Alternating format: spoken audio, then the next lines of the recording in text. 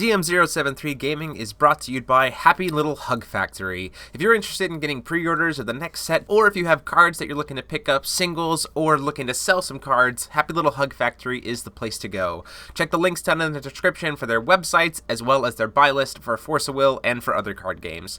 Thanks so much, enjoy the video. Hey there guys, DM073 here, bringing you another feature match for this week.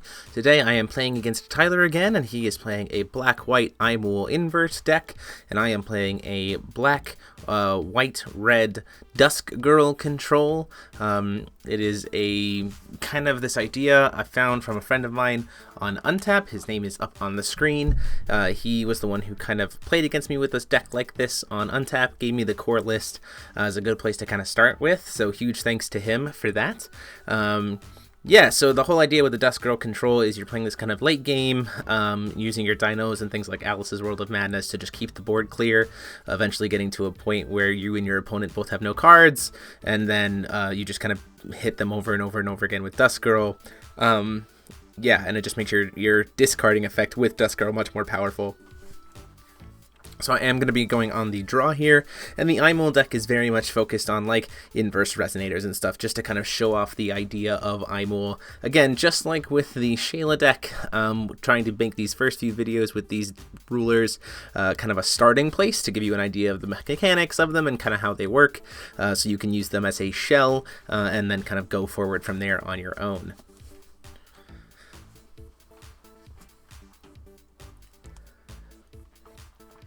So Aimul, obviously using those inverse resonators to be able to get those inverse entities, make Aimul bigger, and then use kind of the drain. First turn we have the Angel of Hope, which is a inverse resonator that has drain, and whenever you gain life, you get a +1/+1 counter on it, and then it gets bonuses for having +1/+1s on it if it flips. So like if it has a counter when it flips, then you just get to kill a resonator, which is pretty cool. My first turn, I'm going to go ahead and do Thought Control here, try to look at his hand. I'm going to take his Thought Control out of his hand. I want to keep my hand full as much as possible. Even though the Dusk Girl control deck does have a lot of high cost things, it's preferably better to just keep those in my hand if I need to, especially Alice's World of Madness. Now what I could have done here is I could have taken the Mephistopheles instead, and then if he tries to use Thought Control, then I just discard the like low cost card I have anyway to turn it into a kill spell, making a Thought Control kind of whiff. It's definitely something you can do. I'm going to take the damage from Angel of Hope. He gets to gain 2 life, then gains life, and gets to put a +1/+1 counter on that Angel of Hope for next time. So now it's going to hit me for 3 damage and gain him 3 life each time. Go to recover, hoping to hit a white source. Unfortunately, do not see it. So I just go ahead and pass the turn. Again, very control-y style of deck, not really playing a lot of early game stuff. Really looking to try to play those bigger creatures and dinosaurs. Tyler calls for Stone, hits another of the Stone of Hope, which inverts. So Stone of Hope is pretty good for Aimul. Most of her cards on the front side are white anyway, and then if it flips, it does become an inverse entity, which then boosts up Aimul, so her Stone itself actually helps to boost her. Gil Lapis, Usurper of Maddening Power, comes out from Tyler. This card is insanely good in this format. It has a lot of strength. There are a lot of really good one-drop black and white cards. Thought Control, Nameless Mist, Flourishing Hope, Miscalculation, just all kinds of really awesome stuff that still have access to Final Battle and stuff like that Gil Lapis can help you grab. So I think if you're playing black-white, you're probably playing at least 3, if not maybe even 4 Gil Lapises, just for that consistency. He goes to swing in with the Angel. I burn my Energized counter and discard a Voidosaurus to go ahead and kill it. Still hoping to try to get... Before the upkeep, I'm going to pay red, pitch a dinosaur to kill the Gil Lapis, get it off the board, deal 7 damage to it, and then I'll recover, so I go down to 36 life. Call for Stone, still trying to get that white source so I can make my Alice's World of Madness work, but unfortunately stones do not do it for me there, so I just have to pass the turn.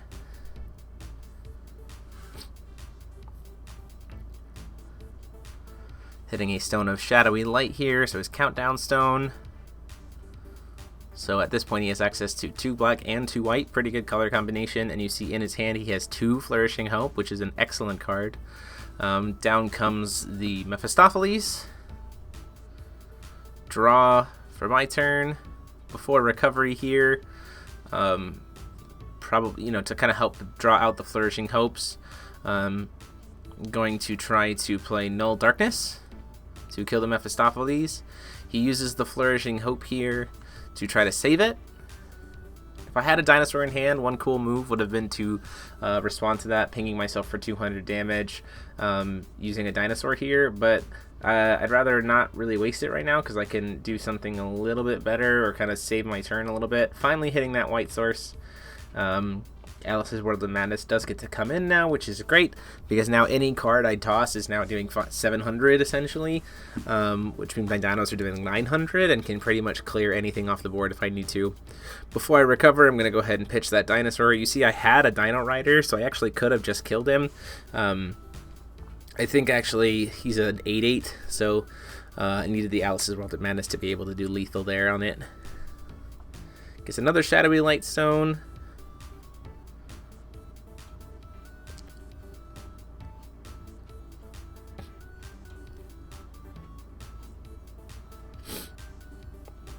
Thinking about kind of what to play here. He's got the Joan of Arc in his hand. Plays another Mephistopheles.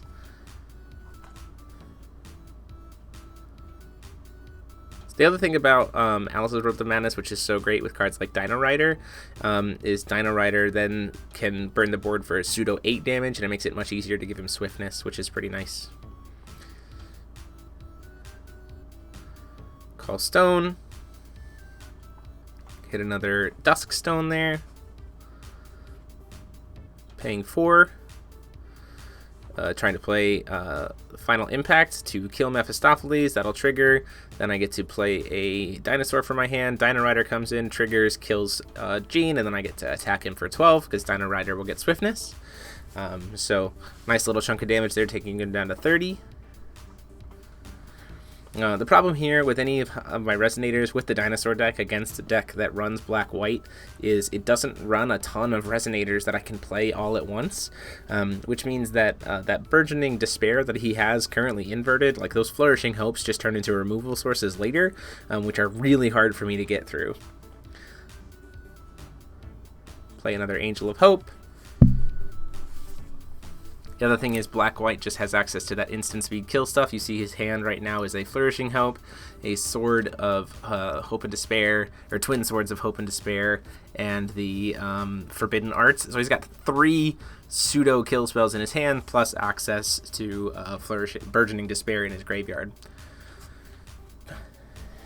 End of his turn, I'm going to go ahead and cast my own Flourishing Hope on my Dino Rider. Drop a turn. Now what I could have done here is waited to cast it on my turn, so then he would have had to use the Burgeoning Despair if he wanted to kill it. Call for Stone.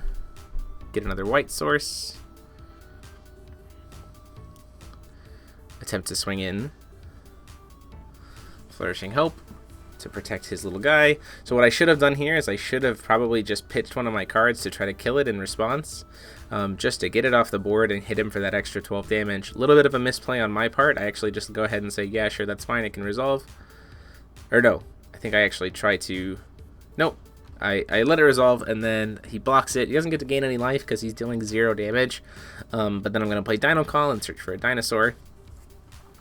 So in this instance, what I probably should have just done is, like I said, pitch that Dino Call to get it off the board, kill it, deal another 12 damage to him, or force him to use that spell. One of the Burgeoning Despairs to get rid of just a single card by itself. And then played that Gil Lapis as kind of like a follow-up, emptying my hand, sure, but then I can go get another Flourishing Hope for my own graveyard, or for my own deck, and keep it kind of safe, or play get a Thought Control and peek at his hand and remove cards in more in general.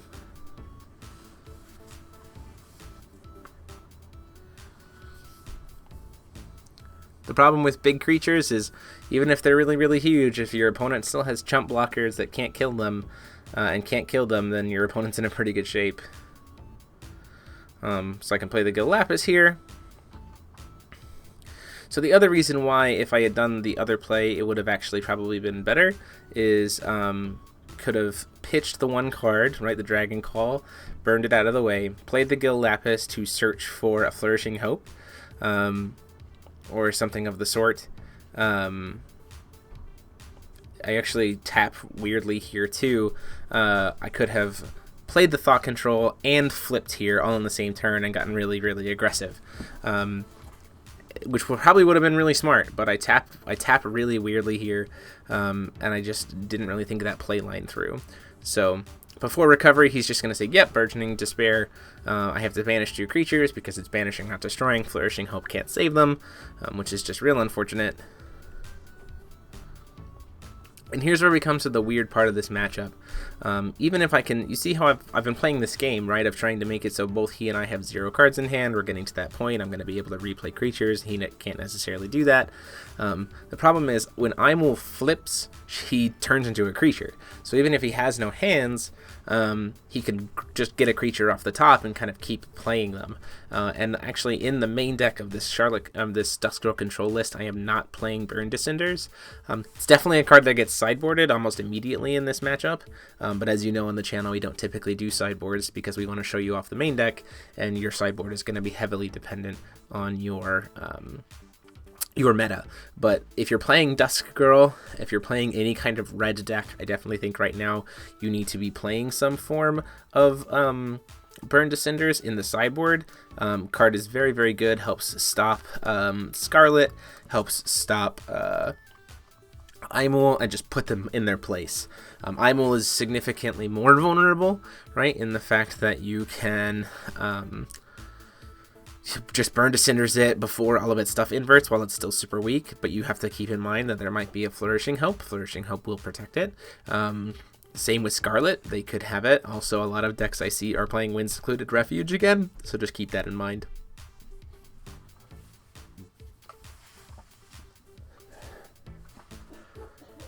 So like I said here, Aimul just gets to grab a 3-drop, and it can be an inverse or not.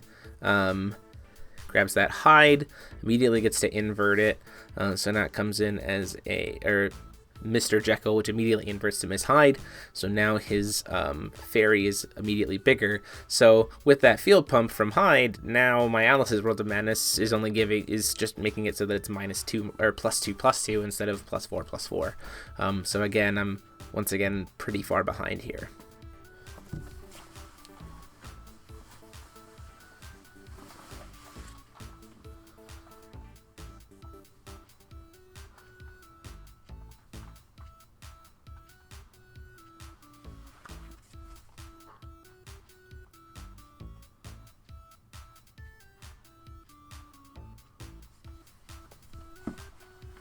So you can swing with the Dark Fairy.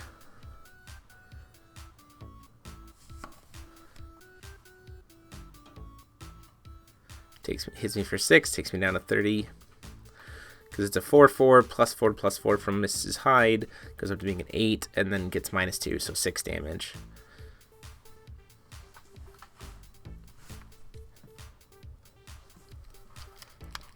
So we know I have that card in my hand to be able to play the Resonators from my grave and have to dump my hand.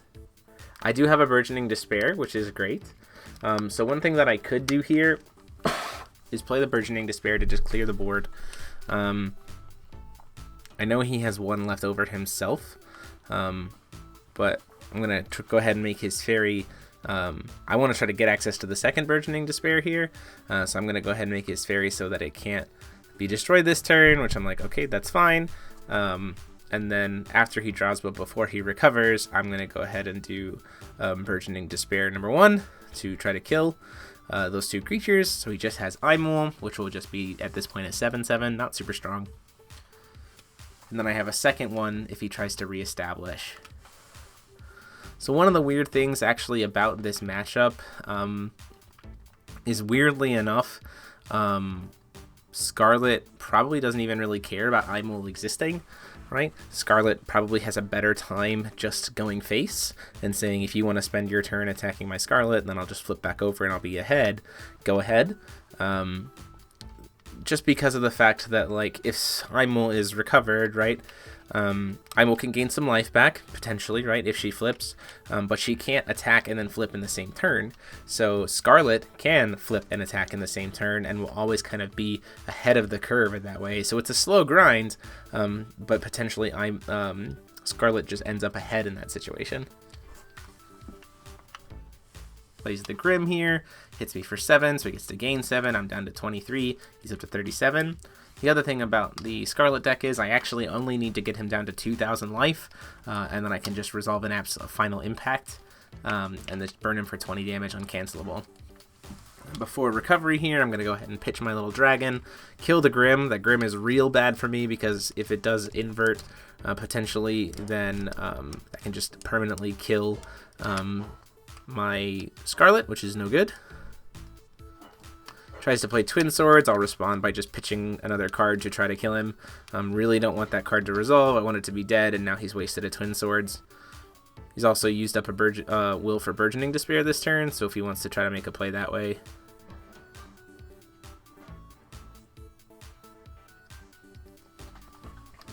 Dragon is a pretty good card in this matchup, simply because of the fact that, like, if he tries to cheat in a creature, then Dragon can just kill it. The problem is I have to make him use that Burgeoning Despair in his RFG before that happens, before I can start playing those dragons. Otherwise, I'm just in real bad shape, because he can just make me sacrifice it for 3, and it doesn't really do anything.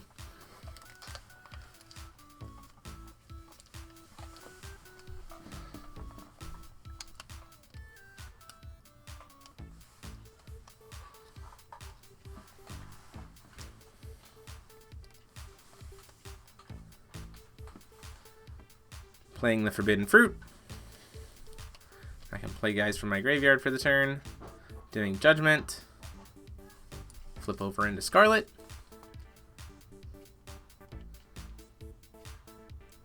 Pay 3 to bring back my Galapis. Reason for this is because I want to go grab another Flourishing Hope myself to be able to save Scarlet.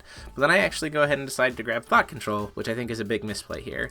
I think Flourishing Hope would have been a much better choice, because it's protection for Scarlet if he tries to swing in with Aimul against it, as well as it turns into a removal spell that I can cast without having to have it in my hand, which puts me again at a position of power, right? So I can ditch the one card to maybe deal with something that's on board with Scarlet, and then still have removal sources for the other creatures he plays. So all in all, making him discard his hand isn't super relevant because he's still going to get cards out of his deck whenever Aimul flips. It would have been better for me to protect Scarlet with something like a Flourishing Hope than to try to just discard his hand with Thought Control. So all in all, these are just things that I hope that you guys take into effect, thinking about kind of how to play in this meta and kind of using my mistakes to kind of inform your better play. Scarlet is definitely a complex ruler.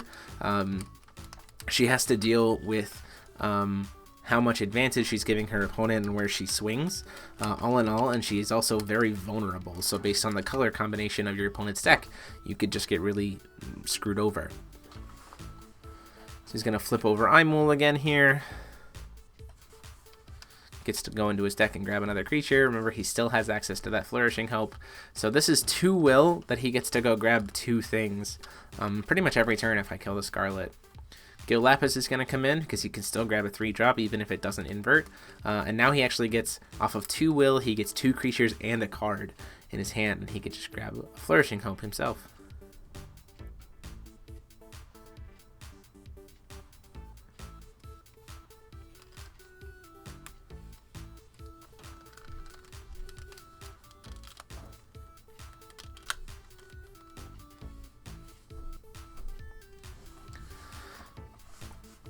You can grab a Miscalculation here, but it can't kill my Scarlet, so there's no point there. Thought Control doesn't really do much because my hand is going to be empty pretty much always during his turn. So probably the best call is to just grab that Flourishing Hope. He reaches for the Thought Control, thinking about it, and then actually decides to go back in and says, you know what, no, let's go ahead and grab the Flourishing Hope, which is the better call. Protects his Aimul, So again, it's protection that turns into removal, and in a format where I'm not going to have very many creatures anyway, because he knows that I play pretty much like one huge creature at a time. Burgeoning Despair is still very, very good.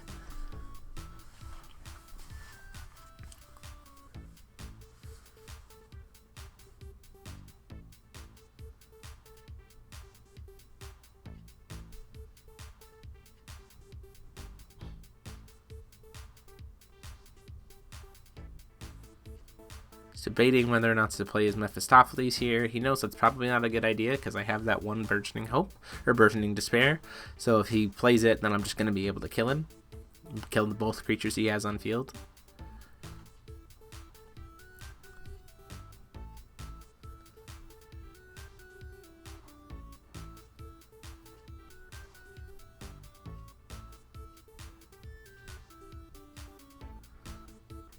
But he's going to go ahead and kill my Gil Lapis, just get it off the board with that art. See, this is a situation where if I had had the Flourishing Hope, I could have protected it. Again, he has Burgeoning Despair, so I'm probably not too worried, but it would have made it so that he would have had to use it, which would put me in a better position. So I can swing in for 10. He says I'm going to go ahead and take the 10, goes down to 27.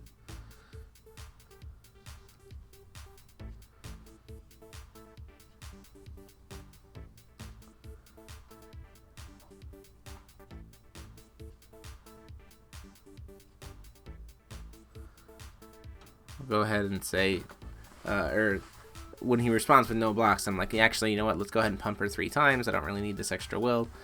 So we'll burn you to get you down to 11 damage, put you within like 1 strike potentially, as well as if I happen to draw into Absolute Impact. The whole idea here would be, even with 1 swing from Aimul, he's still within Ancient Impact range.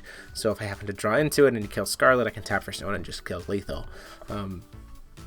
That's the hope. The problem is now I have to draw into it. And in a deck that has very little draw power, it's kind of just hoping, really. It's seeing if the grind gets there.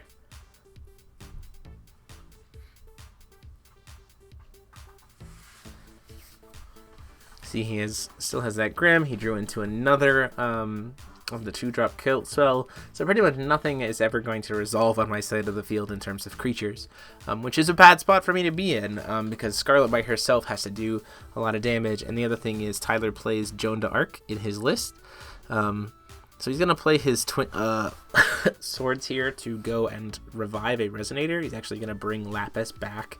Again, it's a lot of, this is why I'm saying that Lapis is a very, very good card in this format. There's a lot of really good 1-drops here in this format, and like something like this where he can revive Gale, put it on field. He essentially goes +2 off of this 4-drop. He gets a creature on board.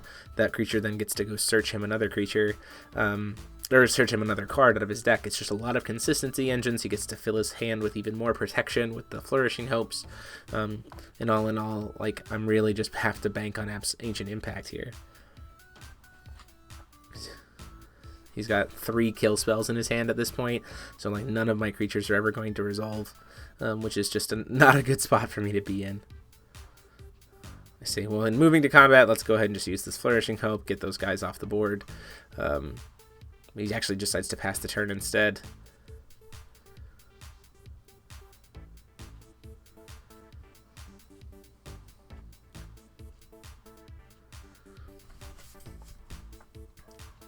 So I make kind of a mistake here. I could have forced the Flourishing Despair. If I had done the Null Darkness before the recovery, which I had the will to do, it would have forced the Flourishing Hope, which means that I could have just recovered, and then on his turn, like when he like swings for combat, then I could force him to kind of use both. But the problem here is now that I have the problem here is now because I swung in and then he used the Flourishing Hope, which I knew was there, but I didn't have a way to get down to null cards for my 2 Null Darknesses. He got that free lifelink, and he's now killed Scarlet, and Scarlet can't call for stone, and Scarlet also can't do Judgment this same turn. You see there's that Joan d'Arc there. It's really not good for me at all. If a Joan d'Arc connects with Scarlet, I literally can't do Judgment with her ever again. It's going to play this Grim. Plays the Joan d'Arc. And this is actually a moment where you're going to see a misplay in terms of rules process. So this is great that I can talk about it. We both forget that Grim has Barrier Black. So I try to cast Null Darkness on Grim here. Null Darkness on Grim doesn't work because he has Barrier from it. We play it as if it does work. We don't catch it this time. So keep that in mind, that is a misplay. That Grim cannot even be targeted by that Null Darkness card. That's just important for you guys to recognize. Now, he could have cast Flourishing Hope, but again, there really wasn't a point in casting the Flourishing Hope because it shouldn't have been targeted anyway, and that Gene should have just been safe. And the other thing is Dusk Girl is a dark creature, so Dusk Girl, or a dark resonator, so Grim can't even be killed with Dusk Girl's burn effect.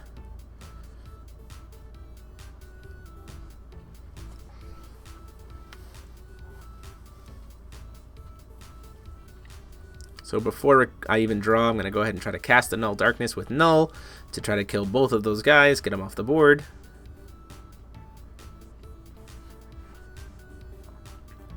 Says that's fine. They're both going to die. But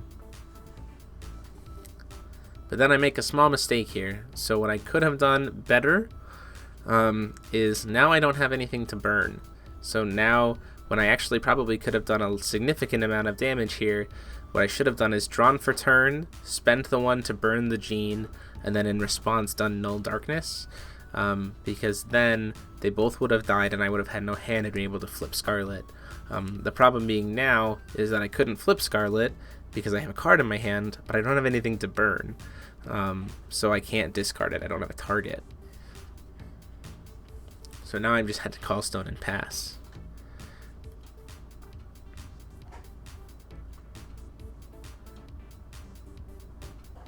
So where I could have put him down to potentially almost even lethal with the Scarlet play, if I had done it that way, I now have to just be out of luck.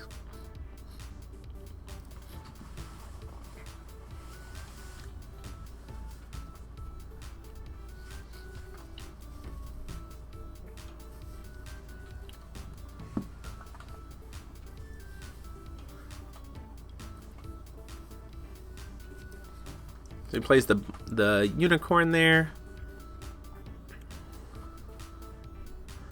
Does Judgment. So the unicorn's going to invert, but he can stack the triggers in a certain way that Aimul can resolve first. So he'll get to go in. And he grabs a Mrs. Hyde. Jekyll, who will then become Mrs. Hyde. The other weird thing about Aimul versus Scarlet is he could potentially just hit a Grim off of an Aimul flip, which then immediately inverts Grim, which then immediately kills Scarlet permanently. It's a very risky place to be.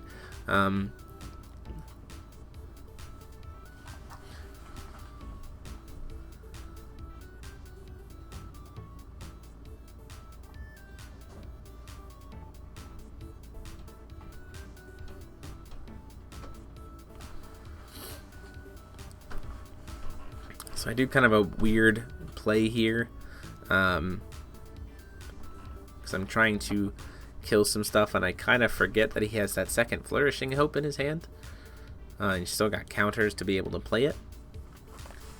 Because I drew into a Dino Rider here, I believe.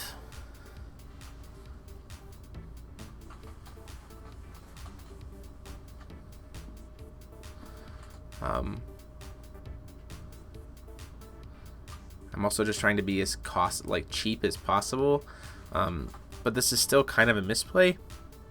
So I try to burn the Hyde for 4, and then so I burn the Hyde for 4, and then I play the Forbidden Fruit here, so that I can then pay 6 and play Dino Rider. Here is my problem though. What I probably should have done would have been to burn the bunny rabbit.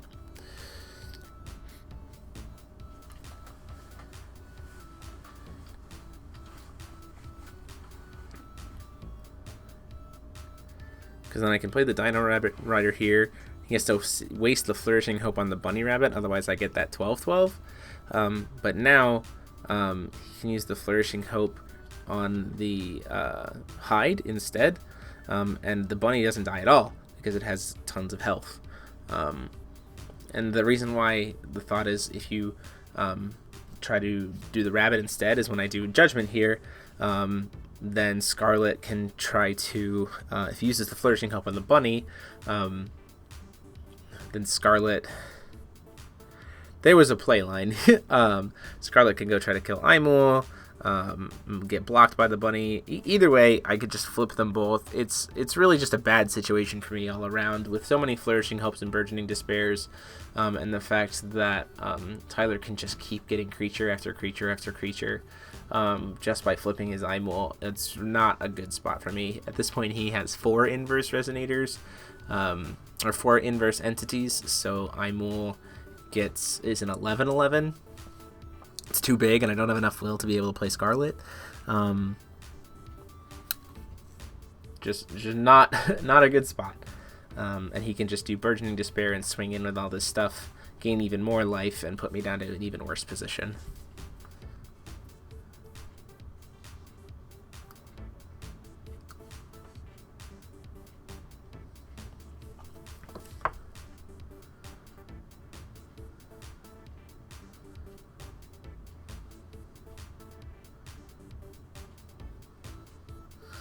I'm talking about how that play was not my best. I could have just killed Hyde, still played it, burned the bunny in upkeep, and then tried to kill Hyde with the Dino Kill spell, gotten rid of both. So what I could have done there is actually smarter.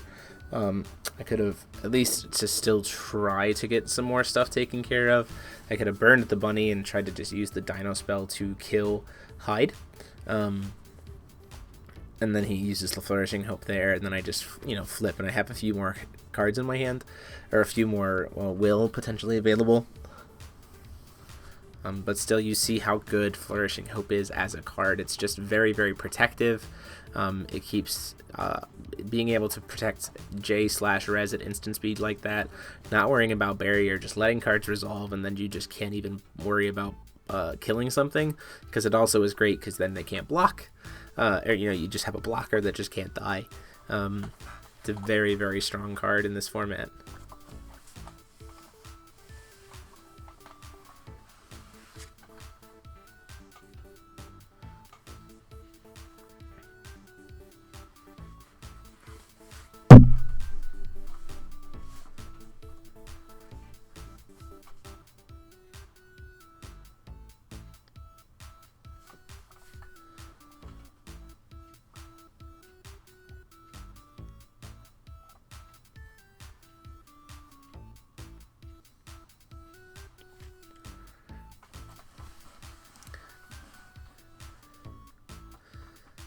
Swings in for 11 here, takes me down to 12 life, goes back up to 31 life, so now he's even outside of absolute impact range.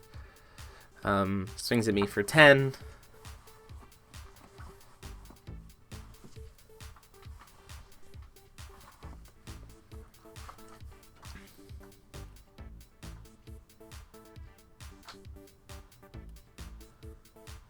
Say that's fine. I start to think about it, and I'm like, yeah, you know what? I'm actually gonna go ahead and block the bunny, because if I don't block the bunny, then he just doesn't swing. Or if I don't block the bunny, then he just doesn't swing with Hyde, and I took a grand, of damage, and it's just not a good spot for me to be in at all.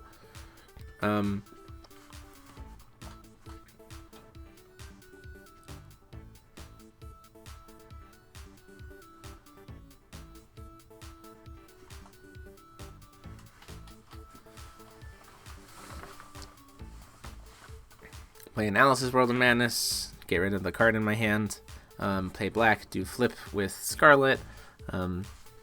We also make another misplay here, so this is another reason why I think it's important for people to recognize some cards and to kind of see my misplays. I attack the Hyde. I can't. You can't attack Hyde. Hyde specifically says on it you can't attack it. We catch it next game, but it is something to just remember. And with that in mind, and knowing that he can just get more stuff and the Hyde would have survived, you see he's got that Joan of Arc in his hand. So like if he does Judgment here and hits a creature and plays Joan, then I just get a -1 counter permanently on me, and if he connects with it twice with Joan, I just die. And I can't ever flip Scarlet again, as we previously talked about. The other thing here is if he hits a Grim off of his Aimul flip, I just die, because I can't ever, I lose Imperishable. It's just really a good spot for him to be in. And this is what I'm talking about. Aimul just gets to kind of keep producing value just off of her Judgment, and in a deck that wants your opponent at 0 cards, normally if Aimul wasn't getting these cards every single turn, I'd be in a pretty good spot. But he has 3 Burgeoning Despairs that he can make access to kill anything I play that's not Scarlet, and anytime I try to trade in with Scarlet, he just gets to get another creature off of it. In comes that Jean.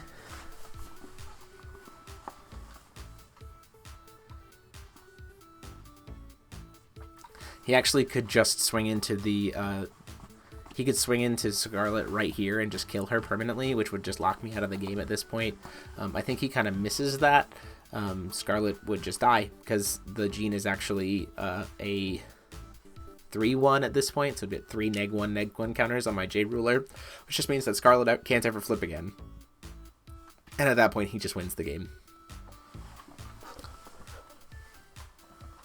Instead, decides to swing at me directly, takes me down to 3 life.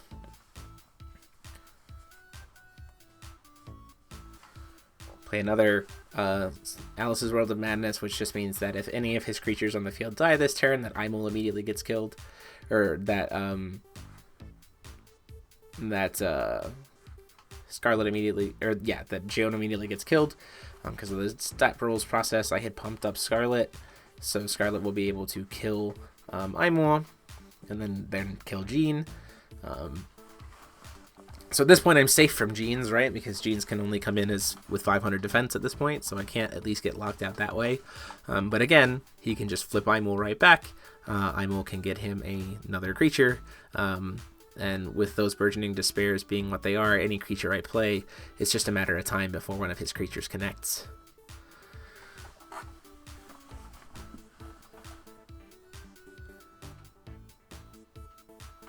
So we start to go that the spirit is immediately going to get killed.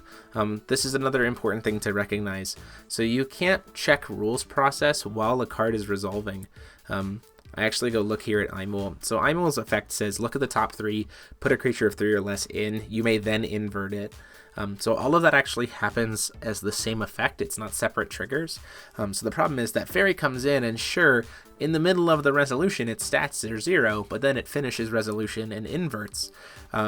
So then when the effect actually finishes resolving, the card is inverted, which means now it's bigger stat line, and it's getting the pump from Hide. So my 3 Alice's World of Madnesses do nothing against that creature.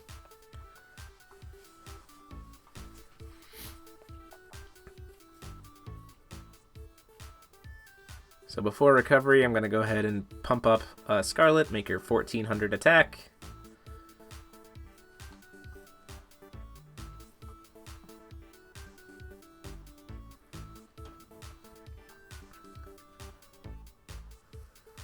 Move into combat.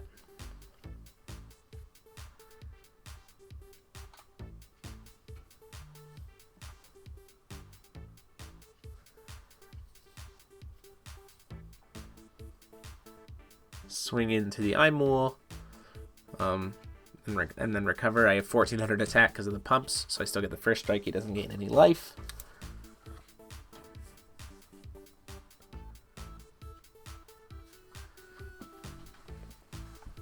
Try to swing in to kill the Fairy, don't get to recover, and then I say, just for fun, I'll play this big Tyranno who's going to be a 20/20, and then he just Burgeoning Despairs, and I say, yeah, that's fine. Hide connects, and then we go to the next game.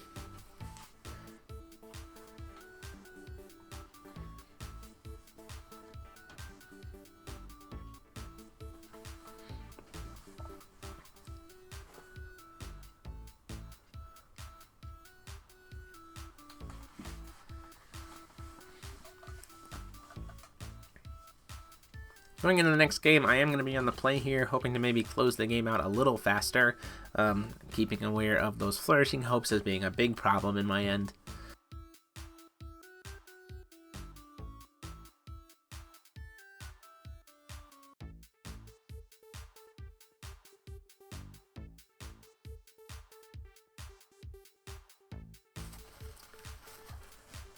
First turn, I'm going to go ahead and cast that Thought Control and get that Gil Lapis out of his hand, because there's no Flourishing Hope, but I want to get at least the way to get Flourishing Hope out of his hand.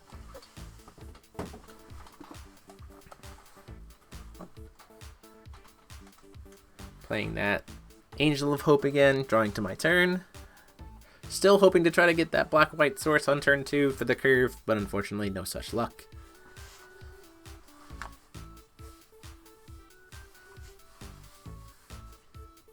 Another Shadowy Light.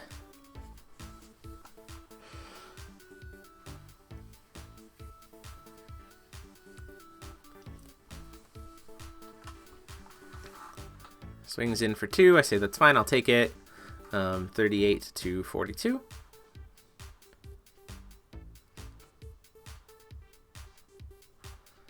Play that Life-Stealing Altar. Thought Control to look at my hand. So at this point I say, okay, there's 2 cards in my hand that you can pick. Alice's World of Madness or the Flourishing Hope. Picks the Flourishing Hope. I can't even cast it. That would have been a situation if I'd had double light sources, which would have been nice. I could have gone Flourishing Hope in response, discard the Alice's World of Madness to kill it. And then he looks at my hand and there's nothing for him to take Thought Control wise, so it's kind of a 2 for 2. At least get the value out of it, and then I flip Flourishing Hope over into Burgeoning Despair. At this point now, Flourishing Hope in my graveyard does nothing. Call for Stone, still no light source, just have to pass the turn.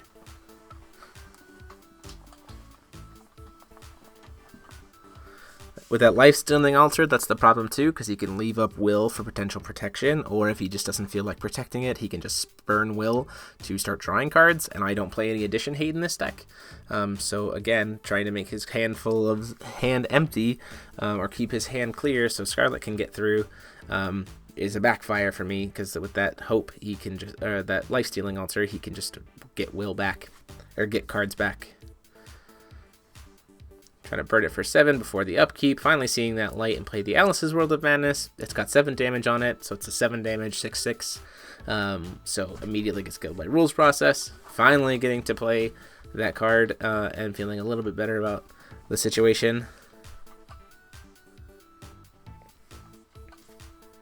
The more of those Alice's Worlds I can stick fast, the easier it is for me to kill his stuff. Of course. So one strategy that someone could use for Scarlet versus Aimul is, again, you just let Aimul do her thing. Like, once she's flipped once, you just never touch her.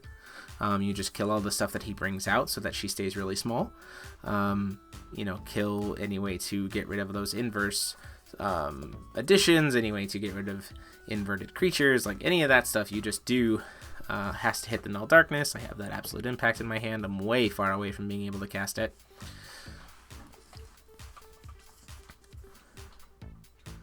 Plays 3 to play Grim. I can't target that Grim for any reason.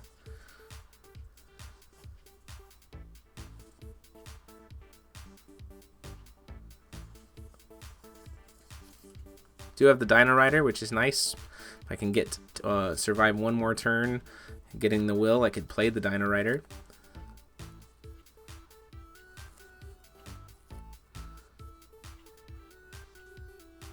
So the idea here, what you see when you miss this, is where we kind of catch that he has barrier. So what I could have done here is, if he didn't have the barrier, pitch it to try to kill him, get it to the grave, and I have that Dark Revolution in hand. So then I could Dark Revolution, bring back Dino Rider on a future turn, nuke the board, you know, stay ahead on curve. But again, he's got barrier black, so I can't even target with Scarlet. Now I just have to try to get up to 4 will, or up to 6 will, to be able to burn the board with Dino Rider.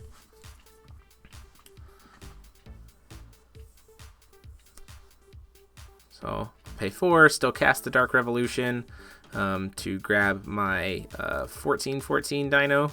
It's at least a little bit bigger.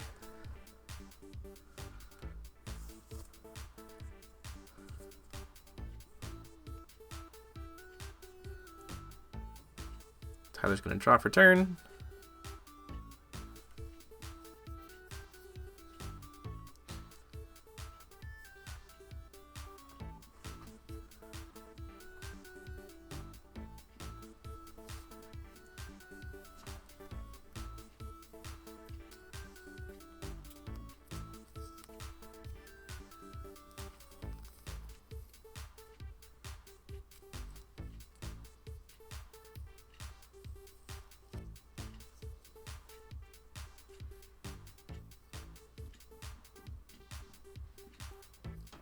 thinking about how he wants to do this here. So the weirdness and kind of coolness of Grim is that even if you're not playing a mystery counter deck, he has ways to generate mystery counters for himself just by swinging it, and he is a flyer. So this is kind of what happens here. He plays Twin Swords here to make his guy bigger, and he wants to get as much damage off that Grim as possible. Then he gets to invert that card to potentially use it later, bringing back that Grim, so that he can possibly use it again if he needs to. Then he can swing in the air here for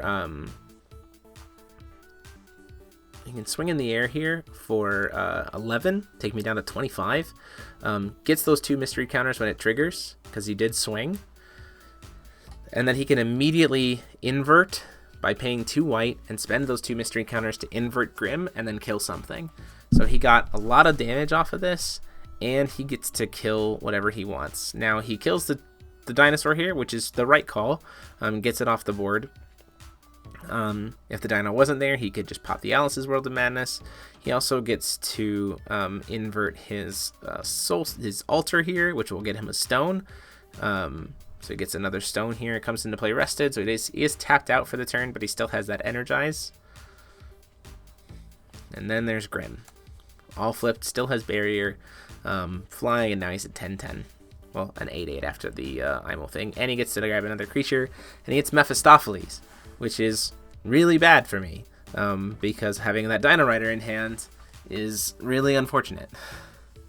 Because if he had hit anything else, then Dino Rider could have come in, could have easily, pitched to burn something, the other creature, play the Dino Rider for 6, burn the board, swing it in, like lots of cool stuff that I could have done.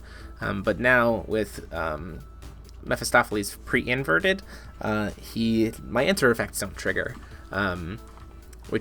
So this is a really bad combination for him to have hit all in one turn, to go from Grim into Aimul into Mephistopheles. Puts me at a really, really huge disadvantage, because now I have to play really, really uphill to be able to try to kill it. So this is one of the reasons why I think that you just have to be cards like Dawn of the Earth or Black Tears are very, very good as potential sideboard cards for different decks, especially against Aimul, because these 2 cards on the field would not be a problem if I just had Black Tears or Dawn of the Earth. I just go, okay, cool, and Dawn of the Earth would actually also hit the altar, and so just like that, Aimul would go actually down to being a 3/3.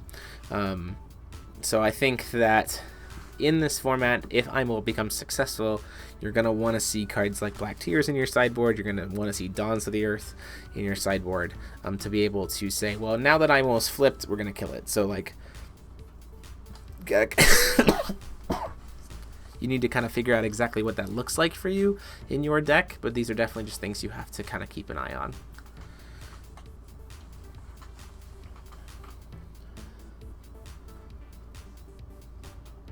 Pitch the Dino Rider to try to kill the Mephistopheles here, deal that 7 damage to it. It's still, even with the Alice's World of Madness, it's not enough to kill him.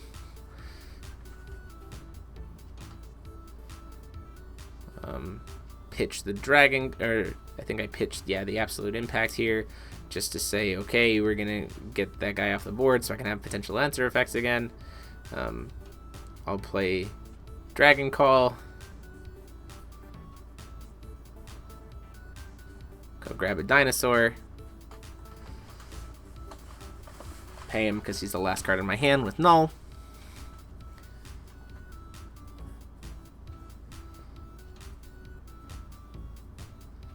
And then I'll flip over Scarlet.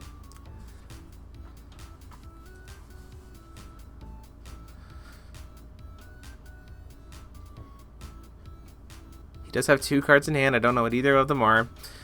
He does have 1 will up, so a Flourishing Hope would be pretty bad here. I start to go attack the Grim, and then I go, you know what? We really want Aimul to be dead here, which isn't quite right. I think that was a misplay there.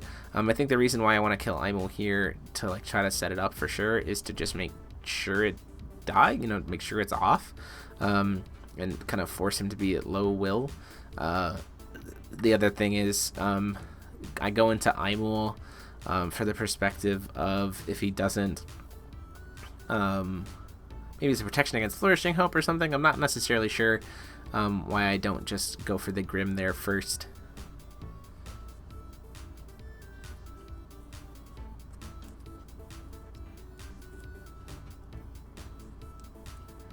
Goes ahead and does invert. Again, if he hits a Grim here at all, I'm just out of luck. He sees that Gil, so gets to go in and grab a Flourishing Hope. So the other reason why this is great in this deck is because normally those invert cards go to the bottom of your deck. But now, because he plays the Gil, he gets to go search and shuffle. So those invert cards that he would have seen go to the bottom immediately get shuffled back into the deck. So he could potentially see them again later.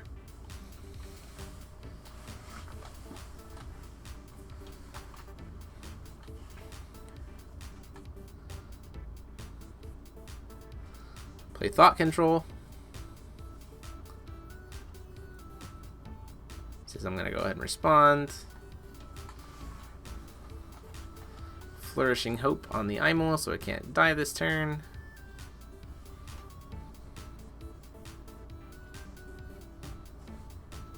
Actually decides to Flourishing Hope to get Lapis.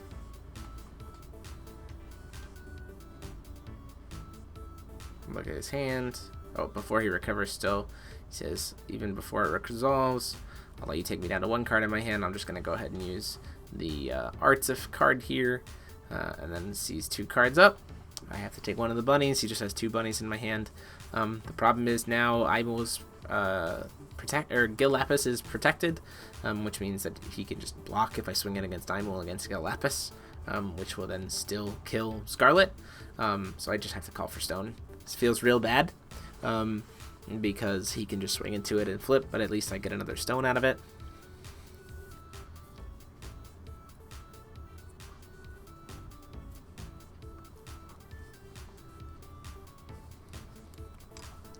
Plays the Soul Returning Altar. So now he has both. So if something dies, he can draw a card and he can sacrifice a dude. Plus, if he does Judgment again, it gets another stone. So you can see how if you don't have some kind of answer to Scarlet ready to go, you could potentially get really a potential answer to Aimul. She just kind of keeps generating advantage. You have to have a way to be able to kill her consistently, otherwise you're just going to keep generating advantage after advantage after advantage. Plays that Twin Swords again for the invert side, grabs the Gil Lapis, gets him another card, he can grab another Flourishing Hope, and just keep himself super protected, super safe, and then just continue to just grind me out of the game.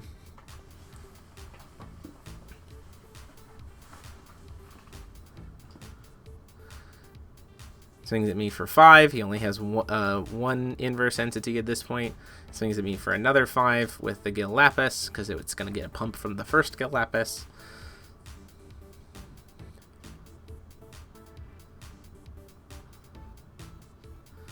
Play Dino Rider.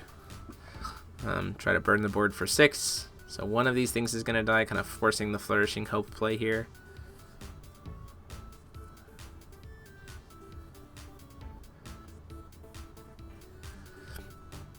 Tries to protect the one that's recovered as a blocker. Gain the swiftness here. Try to kill the Aimul with the Dragon Rider. It'll die. He'll gain 5 life, go up to 52. And then I can leave Scarlet up.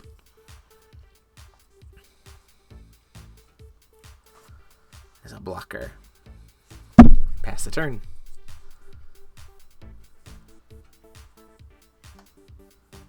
Every single turn that I kill Aimul, I'm taking a gamble, right? Because he could just flip into Grim and kill me.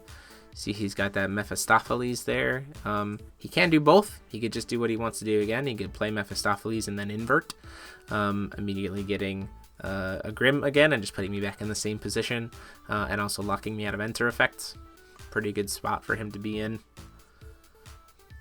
Or if he plays, yeah, it's just not a good spot at all for me.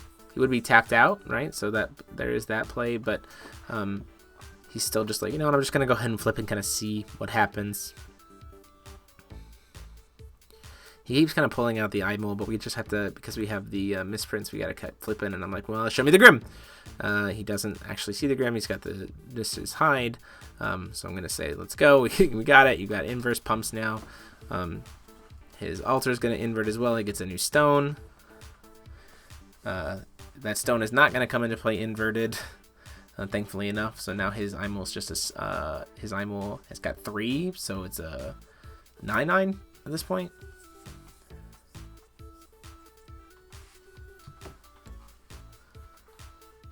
Gonna go ahead and cast the Burgeoning Despair, get rid of the Dino Rider.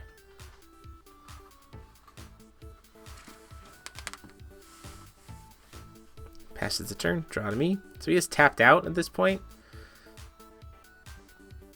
I get into another Dino Rider. So kill the Gil Lapis, get Swiftness now. Aimul is gonna swing into Scarlet, trying to kill Scarlet. Or sorry, Scarlet's gonna swing into Aimul, kill Aimul. Attempt to swing in for 10, take him down to 42.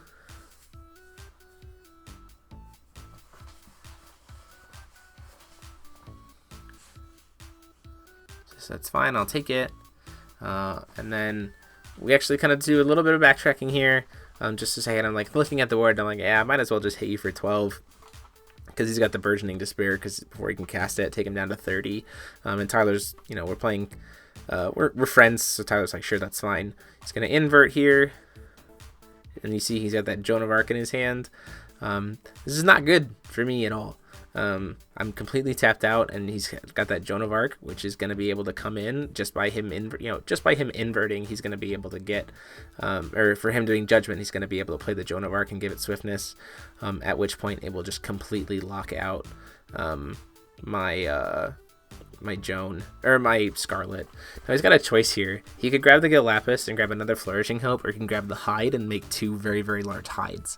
I definitely think that Gil Lapis is the right play to grab the Flourishing Hope, because what he could do is, if I happen to grab another Dino Rider, he can still play Jean here and play Flourishing Hope to protect whatever needs to be protected from the Dino Rider, so that Jean is definitely going to live, and then he just kills me next turn.